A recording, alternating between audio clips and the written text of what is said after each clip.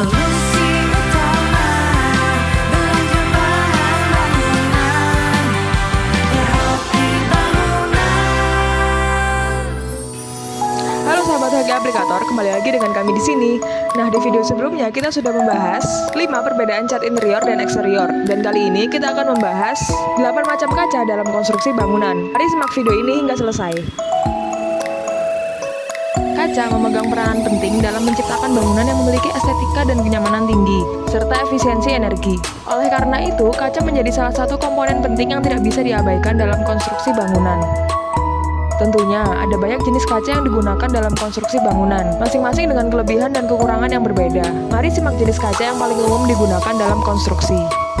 1. Kaca float. Kaca float adalah jenis kaca bening yang paling umum digunakan dalam konstruksi bangunan.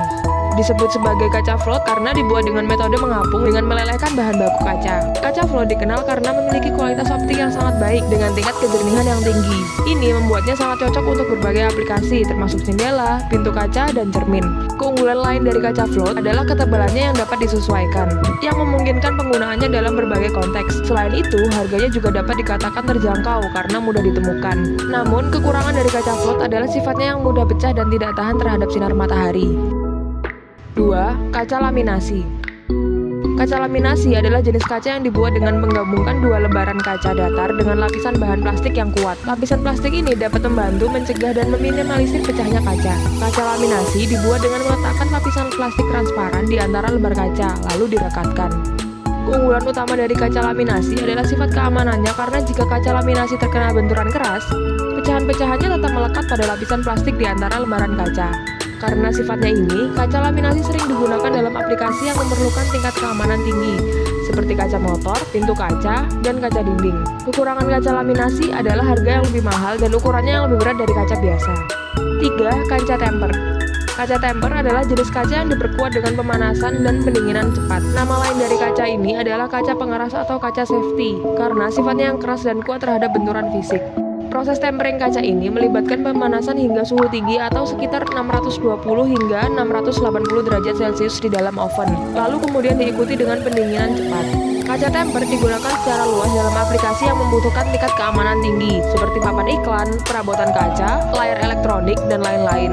Tentunya, hal ini dikarenakan sifatnya yang tidak mudah pecah dan sekalipun pecah, pecahannya tidak membentuk serpihan tajam yang berbahaya. Di sisi lain, salah satu kekurangan utama dari kaca temper adalah bahwa setelah proses tempering selesai, kaca tidak dapat diubah lagi. 4. Kaca Low A. Kaca Low A atau Low Emissivity adalah kaca yang dilapisi dengan lapisan tipis yang dapat memantulkan sinar matahari. Kaca ini dirancang khusus untuk mengurangi emisi panas atau radiasi inframerah dari permukaan kaca. Kaca ini membantu menjaga suhu dalam ruangan tetap stabil, mengurangi beban pada sistem pemanasan dan pendinginan, serta menghemat energi dan biaya. Kekurangan dari kaca Low A terletak pada harganya yang cukup mahal dan penyaringan cahaya yang besar. Karena penyaringan ini, ruangan akan terasa lebih gelap karena kurangnya cahaya alami yang masuk. 5. Kaca tin. Kaca tin adalah jenis kaca yang dilapisi dengan lapisan warna untuk mengurangi jumlah sinar matahari masuk dalam ruangan. Kaca ini memberikan efek pencahayaan yang lebih redup dan mengurangi panas yang masuk jendela. Kaca tin biasanya digunakan pada aplikasi bangunan komersial dan kendaraan. Salah satu keunggulan utama kaca tin adalah kemampuannya mengurangi panas yang masuk melalui jendela. Tentunya hal ini sangat bermanfaat dalam mengurangi beban pada alat pendingin sehingga dapat menghemat energi dan biaya. Kaca tin bisa menjadi berbahaya karena dapat mengurangi penglihatan pengemudi terutama di malam hari atau dalam kondisi cuaca buruk. 6. Kaca wire. Kaca wire merupakan jenis kaca yang diperkuat dengan kawat di dalamnya. Umumnya, kaca ini digunakan pada aplikasi elemen dekoratif, pintu dan jendela anti peluru, serta panel pembatas dalam bangunan. Karena kawatnya ini, kaca wire dapat dikatakan memiliki kekuatan tambahan dibandingkan dengan kaca biasa lainnya. Hal ini membuatnya lebih tahan terhadap tekanan, benturan maupun goncangan. Namun, karena bentuknya yang lebih tebal dan berat dibandingkan kaca biasa, Anda mungkin memerlukan struktur pendukung yang kuat untuk memasang kaca ini. Selain itu, kaca wire mungkin membutuhkan perawatan tambahan untuk menjaga kebersihan kawat, terlebih pada kotoran dan debu yang menumpuk di kawat. 7. Kaca insulate.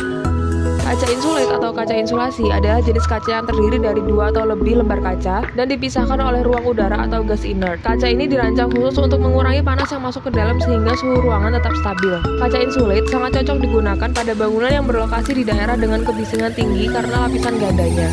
Selain itu, kaca insulate tersedia dalam berbagai jenis, seperti kaca laminasi dan kaca berpola. Kaca insulit memiliki biaya awal yang sangat tinggi. Hal ini membuatnya menjadi opsi yang kurang terjangkau, terutama dalam konstruksi dengan anggaran terbatas. Selain itu, kerusakannya juga lebih sulit diperbaiki. 8. Kaca cermin. Kaca cermin menjadi komponen umum dalam dekorasi interior, seperti di kamar mandi, ruang tamu, kamar tidur, dan lainnya. Karena sangat umum digunakan, kaca cermin relatif mudah ditemukan dan mudah dirawat. Kekurangan dari jenis kaca ini adalah sifatnya yang mudah rusak. Kaca cermin dapat retak atau pecah dengan mudah ketika terkena mengalami benturan. Goresan atau noda juga akan sangat mempengaruhi penampilannya, sehingga kaca cermin memerlukan penjagaan ekstra. Dalam konstruksi bangunan, ada banyak jenis kaca yang dapat digunakan tergantung pada kebutuhan dan keunggulannya masing-masing. Setiap jenis kaca memiliki kelebihan dan kekurangan yang berbeda, sehingga sangat penting untuk mempertimbangkan faktor-faktor yang ada. Pemilihan jenis kaca yang tepat adalah kunci penting untuk mencapai hasil yang diinginkan dalam suatu proyek konstruksi. Setiap jenis kaca memiliki karakteristik uniknya yang dapat memenuhi kebutuhan spesifik Anda. Dimana sahabat Hoki sudah paham kan penjelasan kami tentang 8 macam kaca dalam konstruksi bangunan? Kami dari Hoki Aplikator pamit undur diri. Jangan lupa share video ini, like, komen, dan subscribe untuk kami Hoki Bangunan. Dan jangan lupa follow Instagram kami @hokibangunan.sby. Solusi utama belanja bahan bangunan ya Hoki Bangunan.